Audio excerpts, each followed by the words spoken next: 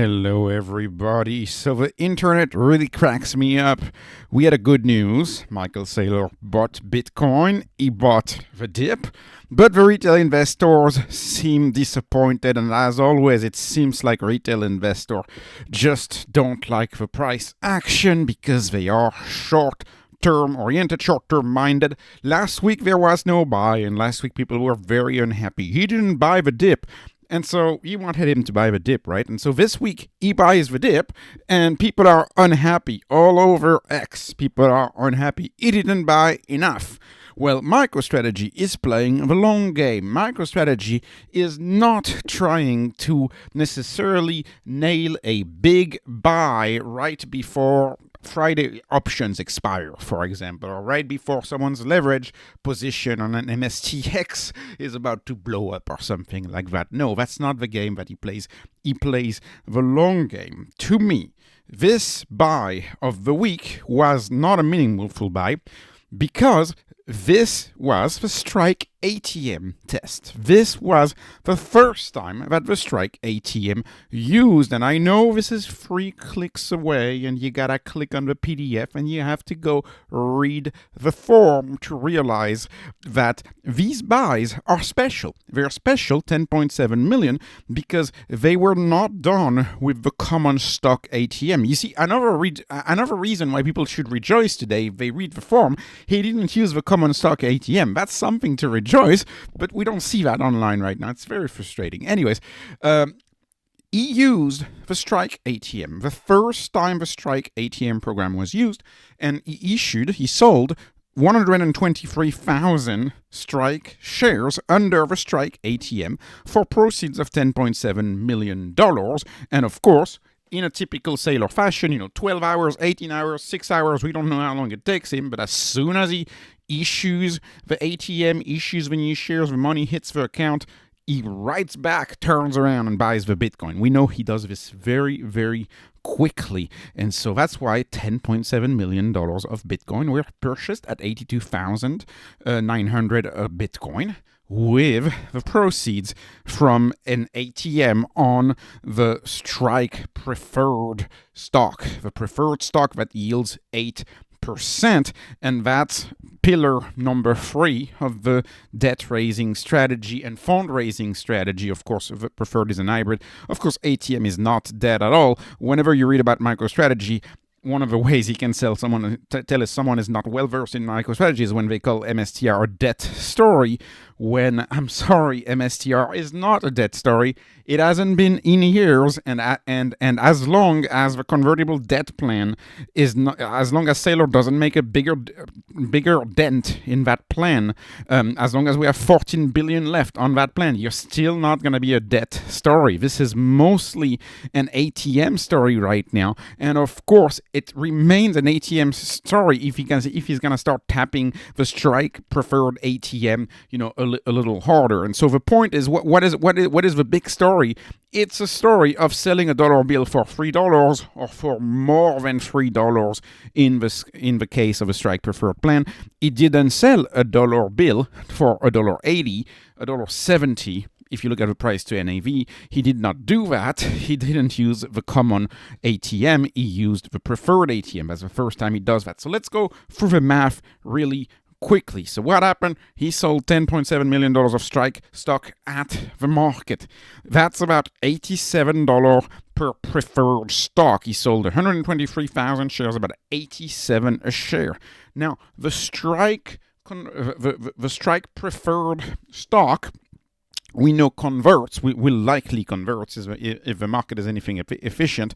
It will likely convert when MicroStrategy reaches $1,000 a shares, because when MSTR reaches 1,000 shares, that means that all of a sudden you are in the money on your $100 because it converts for 100. So presumably when MSTR reaches 100, people will go and redeem their shares and turn them into MSTR stock. Presumably, maybe not. Maybe they like the stability of the dividend, but most likely they will.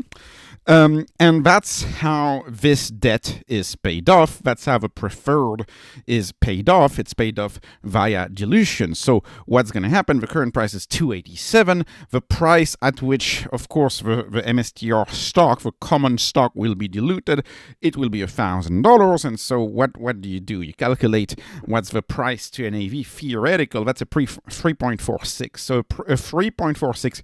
So theoretically, the way I look at this is Saylor is printing is selling a dollar bill for $3.50. Now, of course, I ignored a lot of stuff in this calculation for the sake of simplicity. I ignored the interest. Let me know if you're interested for me doing a deeper dive on this calculation specifically. I had done it before on the Bitcoin yield, if you remember, in one of the older videos where I go into the math of Bitcoin yield to see how it works. This is the back of the napkin math. Back of the napkin math is my preferred way to do everything on this channel because, this is an artisanal channel. But anyways, what is the point here? It's hugely accretive. Why is it usually accretive? You're issuing $10.7 million, and of course, 71% of that is not going to be dilution. 71% of that is going to be the gain, right? Because the $2.48 over the 1x, right? You sell it for $3.50, you sell a dollar for $3.50, you remove a dollar. That's about a 71% accretive. So the Bitcoin gain on today's operations that were announced, right, on the $10.7 million of strike issuance and Bitcoin buys, the Bitcoin gain, the dollar gain, is 7.6 million. So the BTC dollar gain, at least the way I calculate, is roughly, back of a napkin math, 7.6 million. But then again, and this is why this is back of a napkin, this dilution really has not happened yet. This dilution is going to happen when MicroStrategy shares goes past $1,000. This is the same story as when you look at the convertible debt. The convertible debt is dilution into the future. The strike issuance, strike ATM issuance, is dilution into the future. The only thing that is dilution today is when he does the common stock ATM, which he has stopped. The market should rejoice about that. Anyways, in my view, and this is just my view, no financial advice, the strike ATM today, the 10.7 million, in my view, was almost certainly a trial run. It's a trial run. It's silly that I say that, but it's because, come on, he sold 123. He sold 124,000, 123. That seems, that's not a number based on a savvy calculation on a Bloomberg terminal of how much you can tap for a reasonable price on the day. No, they just say, oh, let's do 123.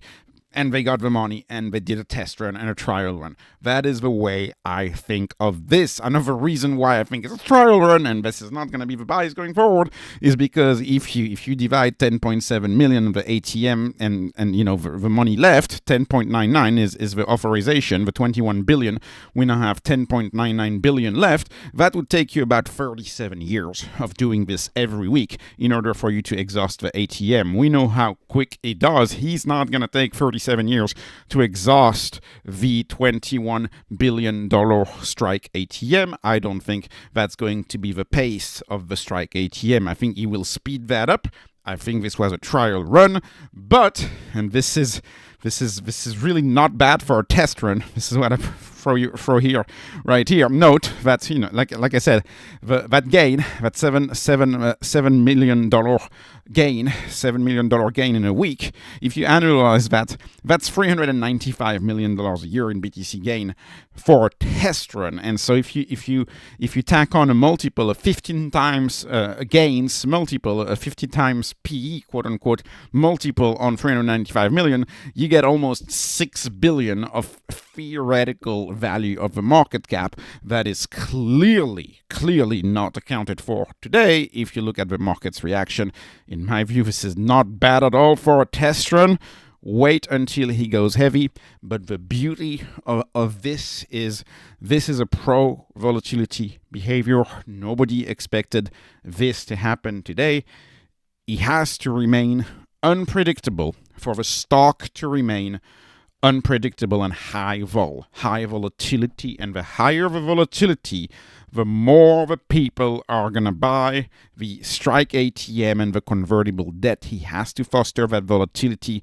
It has to remain unpredictable. So I can't predict. I'm happy about that, but to me, this is a very, very good news today. The ATM on the preferred is up and running, and it is set up, and it's now ready for much bigger buys, but nobody knows when these are going to happen, and that's how MicroStrategy needs to do it if they want to maintain that high volatility, that high octane stock that will lead to a lot of hedge funds to really buy the stock to do their gamma strategies. So anyways, this was not financial advice, not investment advice. This is just entertainment. Please please subscribe, follow me on Patreon, follow me on X. Thank you so much for watching, and have a wonderful, wonderful day.